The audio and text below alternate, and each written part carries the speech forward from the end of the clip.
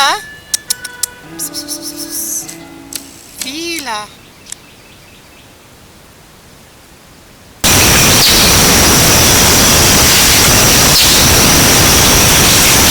Okay, I am really hoping that I'll get the focus on this because I've done this twice already and it hasn't been too terribly successful. Good morning from Eastern North Carolina. My name's Cecilia and I'm going to take you on an update around the homestead in just a minute. But this video is about losses and gains. It has been a while since I did a video, not because there's nothing to video, just because there's so much going on and it is hard to pick up and put down a camera when you're trying to keep up with such a busy schedule. Between my husband and I work full-time, our kids go to school, so the majority of what gets done here is a few minutes in the morning for chores, whatever needs done in the evening, and then we use our weekends to keep up with things. So, losses and gains. First sort of loss will get fixed, but this is my usual vlogging camera. It's very easy to use. It's loaded with presets, so I just charge the battery and this sucker is good to go. The problem that I am having is inside of this camera, because it is a mirrorless camera, there's a little curtain that protects the sensor, and this should open every time I turn the camera on. It is not opening, so all there is black. So that's not going to work very well for making videos. So this is going to be headed off, if I can get the lens back on, there we go. That's going to be headed off to get repaired. For the meantime, I am using my DSLR, one of them. It's fine, it works great. It's actually a really nice quality of video. It's just big and clunky, cumbersome, and it's easy to make videos with. So, that is my first issue. The second issue is, we have no idea where our turkey hen is. We can't see any signs of an intruder or foul play. It doesn't look like anything killed her in the general area. We've been searching around the area she used to just sort of like roam in. She was free ranging. She never went very far from the chicken coop, kind of just around the front yard and around the garden, and the coop is next to the garden, so not as convinced that she's sitting on eggs somewhere, because we've been hoping for a couple of years to have little turkey poults running around. So I'm hoping that she's just pulled up somewhere, but I don't know. We haven't seen her, can't find her, I'm not entirely sure what happened to her.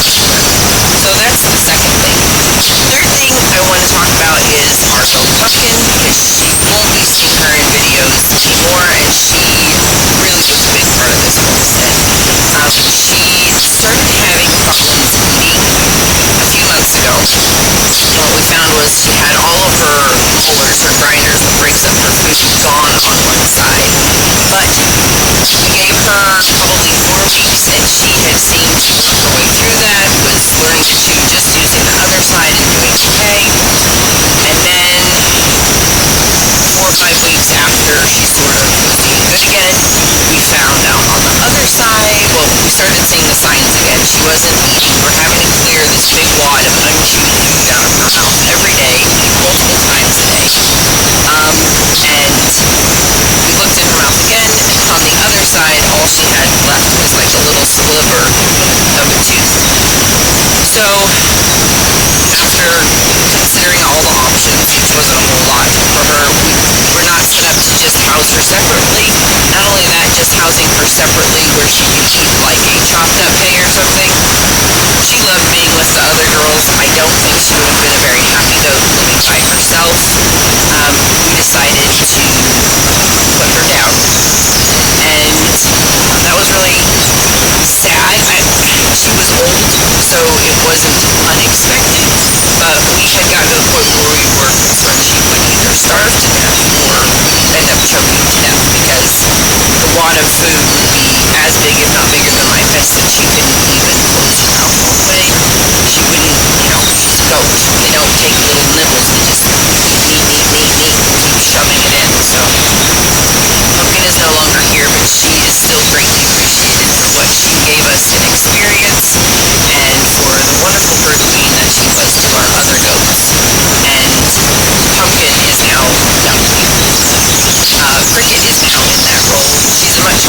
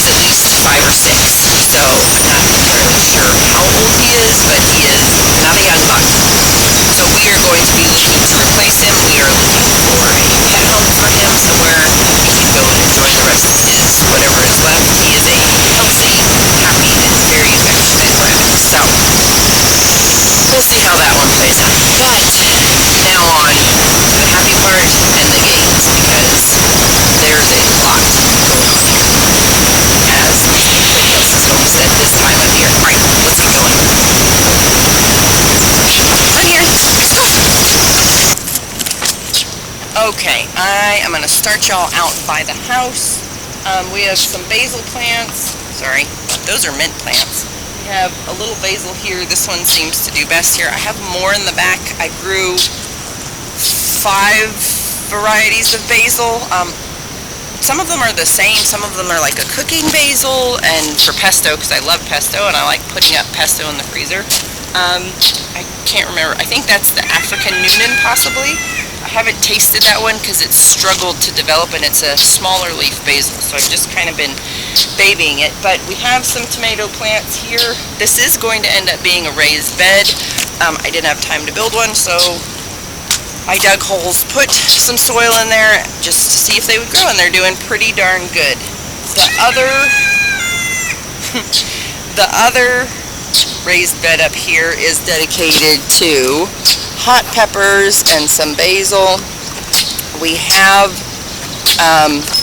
another empty, you can see back here, spot that's going to be filled with cayenne peppers, but the basil, the jigsaws have just started to develop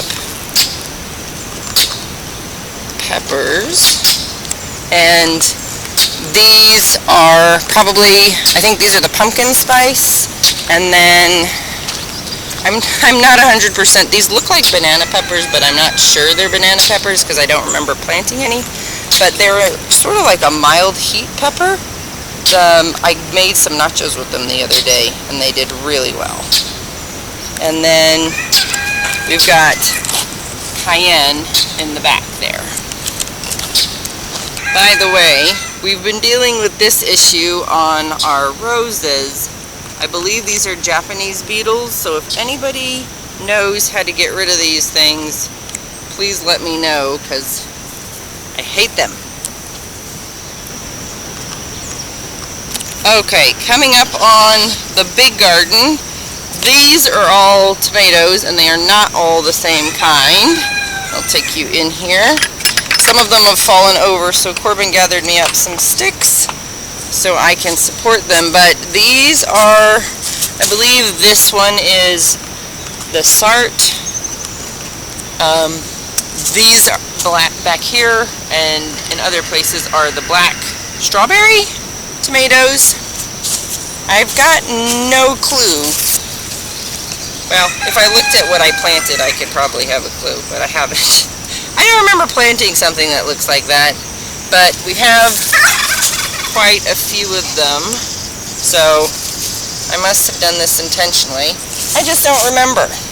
And then on the other side, we have Romas there, Romas here, more Romas there. I'm really seriously considering planting some more Romas to succession plant. The dog is eating grass. Of course, he'll throw up in the house later, but who cares? Over here we have just a hodgepodge. There's some peppers, there's basil, there's some squash, there are melons on the other side. I don't really know what's growing down there, but we are starting to get fruit, which is always exciting.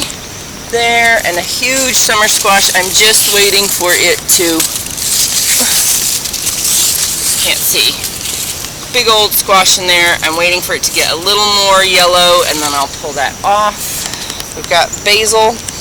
This empty spot here is going to be for more basil and peppers that are growing on the back deck, and then we will fill this in once they're a little bit bigger. Chicken update. All the chickens are doing well. We ended up with quite a few Inagadori roosters. I don't know, there's some back there, but we are probably going to go ahead and sell those or take them to a flock swap or something so that they can move on their merry way, because we just don't need that many roosters. Who needs that many roosters?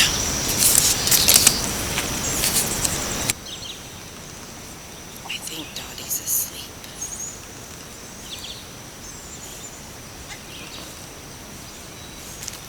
Happy girls. Fence is off. So we have our goats split into breeding groups. This is our buck honey badger, Hey, big man. And he is in here with Suki. There's our girl Cricket, who I'm so hoping to get another doe out of this fall, huh? Because we love your babies. Oh, beautiful babies. And Dottie, who is, you lounging, Dot?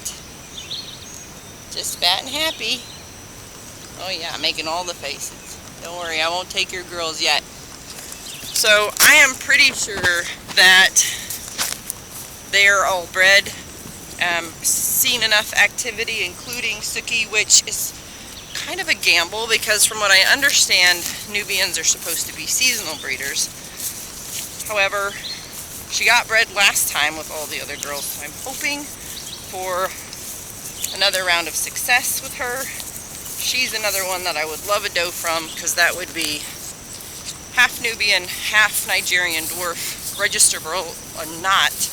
I will still get quite a bit of milk from one of those, so I would love to add a few more mini Nubians to our group, and considering adding a full Nubian maybe this fall. We shall see. We shall see. There we go. Hey, piggy, piggy, piggies! So the pigs are in permanent fencing. I don't know what it is about these red pigs, but they are incredibly hard to keep in anything. So we've ended up doing this. We will probably move this back there. Just pull up the T-posts, slide the fence so they can enjoy that. But they're here for now, and luckily they're staying in.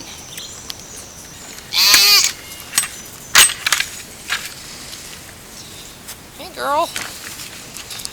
Alright, so as some of you know, we got a new buckling last year named Raj, and to make sure that he would be, well, that he was a functioning goat, I bred him to a couple does just to see if we could get babies, and we noticed Trixie was getting bigger, so we sort of suspected and had been pulling her up into the kidding stall.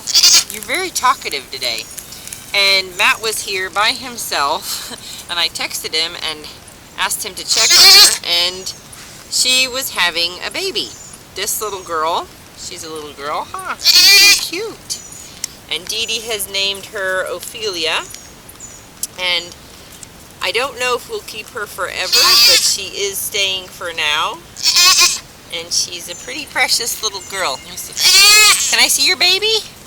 Hi, Ophelia. Hi. Hey, sweetie. What you doing? You got a bug on your ear? Are you happy now? You just wanted to be scratched, Trixie? Huh? Huh? Do you want to be scratched, Ophelia? Let me get a good picture of her.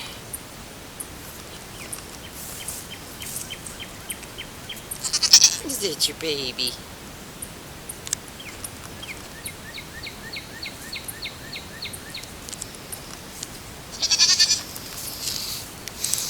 So everybody, I'm pretty sure everybody has seen little Bella, and that little goat, the black, white, and brown one, the tricolor, is a homebred from Dottie and HB. However, we picked up this little girl, hi sweetheart, who she has a long registered name, but we've been calling her Gypsy, and we're pretty excited to have her. None of these three are getting bred because they are just too young and small. We will wait. I may breed them this fall, but most likely I will just wait till summer. She doesn't like Harry in the background. Harry, are you scaring Gypsy? What's the matter, mama girl? Are you a brave girl? You're so pretty. You don't like him at all, huh? And Aspen and the little buckling Hamilton are back there. Aspen's doing really good. I'm thinking the reason I put her there is I was worried that she would interfere with the buck's breeding behavior, because when the girls when they go into season, they'll usually argue and headbutt and all that stuff, and she doesn't like that. She tries to break that up, and of course I can't have her not allowing the bucks to breed. But with the bucks pretty much seeming like they have done their job and will be less interested. I may put her back out with Raj's field because she would much rather be out with more space, I'm sure. But that is working for now. She's a really good dog, so she's sort of biding her time. We keep giving her extra treats and stuff just to keep her happy because she's doing such a good job. So, last but not least, we are going to head to the sheep that are in a place they weren't planned for. Okay, so as most of you know, or for anybody new, this is our front yard. And I can't tell you, that's a tree we cut down and just recently burned. I can't tell you how big this is. It's a good space. So we had the sheep on a strip down there between our house, well, our yard and the neighbors. And the plan was to progressively work them across this in about a month-long rotation, and then take them around to the back, which we've been very dry lately, unseasonably dry. So the back paddock is growing, but it's not growing or recovering as rapidly as I would like. So I'm trying to keep things off of it for the time being. So what I decided, oh, the other thing is we're going to hit the hundreds this week, and I didn't want the sheep out there, even though there was plenty of grass. I didn't want them out there where it was so exposed and they didn't have a lot of cover to give them shade, so I put them next to the house.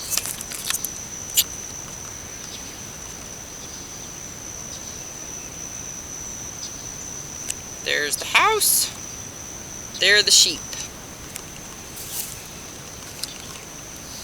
The one walking towards us is Fila. She is the biggest one. She was a singleton, but she's also the bravest one. She's the most curious one. And then you have Persephone behind her. Phantom is the little weather lamb that we were given with this group. And then way in the back, kind of hiding because she is the shyest, is Phenomenon, who is our lilac. But they are doing incredibly well. They are so easy. They never bother the fence. They never run away.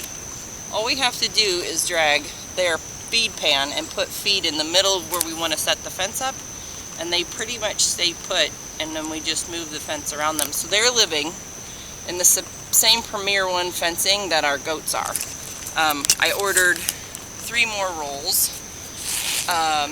and we're using 2 currently. 1 is being used for the sheep. I will probably end up ordering, I think, 2 or 3 more rolls before winter, because they are going to winter on that big lawn over there, and I don't want to have to rotate them since we won't have grass. I just want them to have access to it. The reason we don't use permanent fencing is because we want to maintain the openness and flexibility to move the animals where they are needed or where they need to be. So yeah, the Premier One has worked well for us with the goats for years, so we're just continuing it with the sheep, and they are a wonderful addition. And there's plenty of grass, tons of shade on this side of the house, so I can change this fence to go out over the open part of this lawn, which is over there. That's our driveway right there, and then the other big lawn continues past there. And around the back of the house, we're allowing that grass to grow. Hi, Fila. Hey, sweetie. Hi, you guys. What you doing?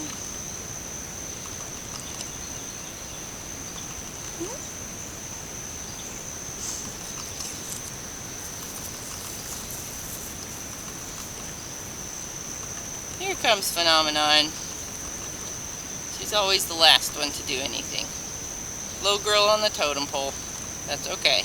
So yeah, that's pretty much where we are. That's the update. That's what is growing. That is what the developments are. I am going to be homesteading by myself for the next week or so, which is going to be interesting. It'll be fine. To be honest, as much as there is here, it isn't a great deal of work to maintain the chore part of it. There's no cleaning up after animals. We just move them. So it's about 30 minutes in the morning, probably about an hour in the evening. So I'm going to actually vlog that one. just to see how I adjust, because Matt and the kids are going on a grand adventure, and I'll tell you about that in the next one. Thank you for joining me. Thank you for the updates. If you have any suggestions about those beetles, please let me know, because they're kind of the bane of my existence right now. Take care, be safe, and I will see you on the next one. I almost forgot to mention, come here, Shmoo. Sit. Sit, sit. Harry got his summer haircut. Didn't you? That's an important update. Yes, it is. He's looking svelte. Are you a handsome boy? Are you a handsome puppy dog? Come on, buddy. Let's go inside. Let's go inside.